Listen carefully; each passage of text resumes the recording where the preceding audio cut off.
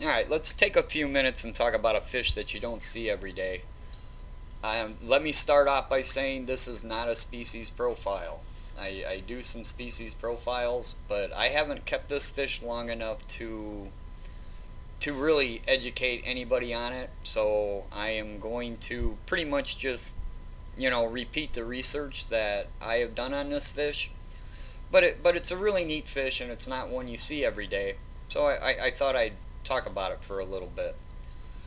This is the strawberry Leperinus. It doesn't have a scientific name, so you'll see it listed as Leperinus species, or SP for short, strawberry. So technically, it doesn't have a scientific name yet. I'm not sure why that is. I need to do a little more research on that. But like I said, we're just kind of showing them off because it's something you just don't see all the time. They're in the group of headstanders. They're a neat little fish. So just rehash the same information that you can get all over the internet. They get up to about 7 inches long. They do have that reddish color. It can come and go, I guess. Temperature wise, they're super forgiving temperature wise. From the research I've looked at, they can go as low as the upper 60s and as high into the 80s. So a little bit on the cooler side probably would be a little better. Maybe low 70s. They live up to 10 years.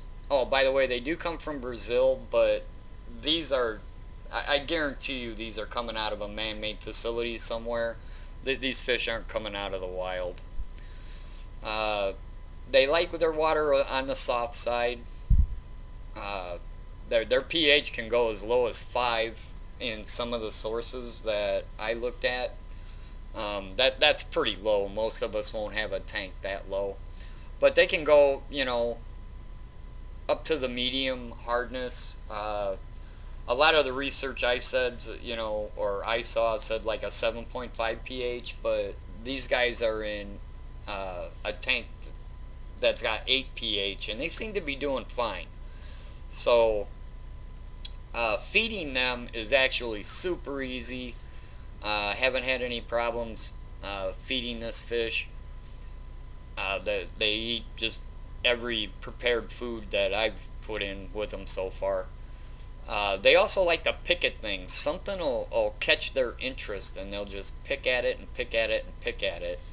And it appears that plant material is in their diet, so they're absolutely an omnivore because I literally watched them eat plants. So, yeah, if you got live plants, they might pick at them a little bit, but,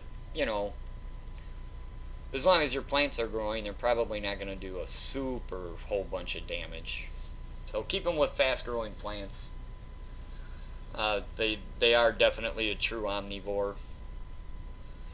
What else to say besides, man, these things are neat. They're really cool looking. I wish I had more information to give you, but like I said, I haven't had them that long yet, and I'm not going to give information unless I know it personally to be true. So I will eventually do a species profile on these guys, but let me keep them for a couple years. Let me get them to adult size and see what they're really like.